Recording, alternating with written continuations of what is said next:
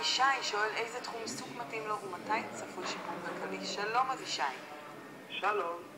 כרגע אתה עובד כמחסנאי אבל לא ממש מרוצה. לא. על איזה תחום עיסוק אחר חשבת? משהו עם מוזיקה. אתה מנגן, אתה יוצר, אתה שר? אני מנגן, אני גם די-ג'יי. הבנתי, די-ג'יי. בסדר כן, גמור. אבל אני תקוע. אי אפשר לעשות להיות די-ג'יי בערב ולעבוד כמחסנאי בבוקר? זה לא עובד ביחד? אפשר, אבל אני קצת תקוע בתחום הזה, אני לא מצליח ממש להיכנס לזה ממש. הבנתי. אז בוא נעבור לערב בפרט בקפה אתרות. בבקשה, יריב. אבישי, צהריים טובים לך. צהריים טובים. קודם כל אתה בן אדם מאוד מאוד טוב, נציין שאתה גבר נשוי ואבא לילד אחד? ילדה. בת אחת.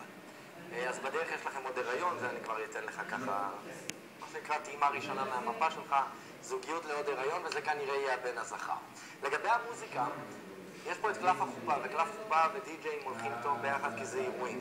אבל הייתי מאוד מאוד רוצה להדביק לך את הקלף הזה ולהגיד לך יאללה, אתה הולך לעשות חתונות.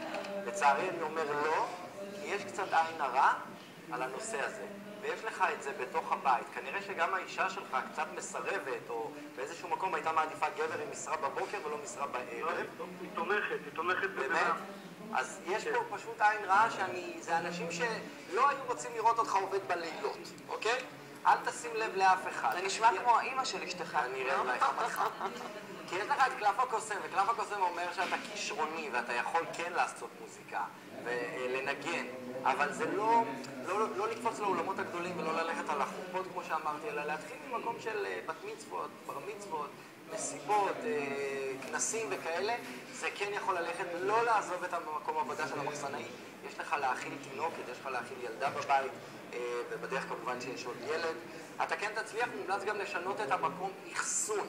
כשאמרת שאתה עובד במחסן, אני חשבתי שאני רואה את המחסן זה לשנות את המקום עבודה, אבל לא. מקום האחסון של הציוד שלך הוא לא טוב. אז אם אפשר לשנות חלק מהציוד ואת האחסון, אני חושב שזה צריך לפתוח לך קצת יותר את המזל, וכמובן שיווק, פייסבוק, קצת בתי יולדות, ללכת לחלק כרטיסי ביקור אצל היולדות, ממש שיווק אינטנסיבי, אולי אשתך תעזור שם, אל תוותר על החלום, אוקיי?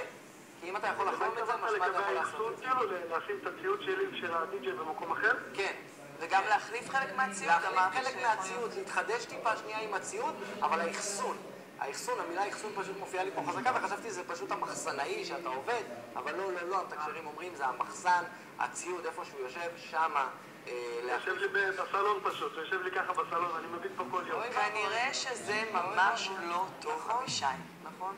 לאחסן את זה במחסן, לקנות מחסן, לשים באיזה מקלט או... איזושהי מחסן פלסטיק אפילו לשים בחוץ. בדיוק, לא בבית. אבישי ממש לא בבית, ממש לא בסלון.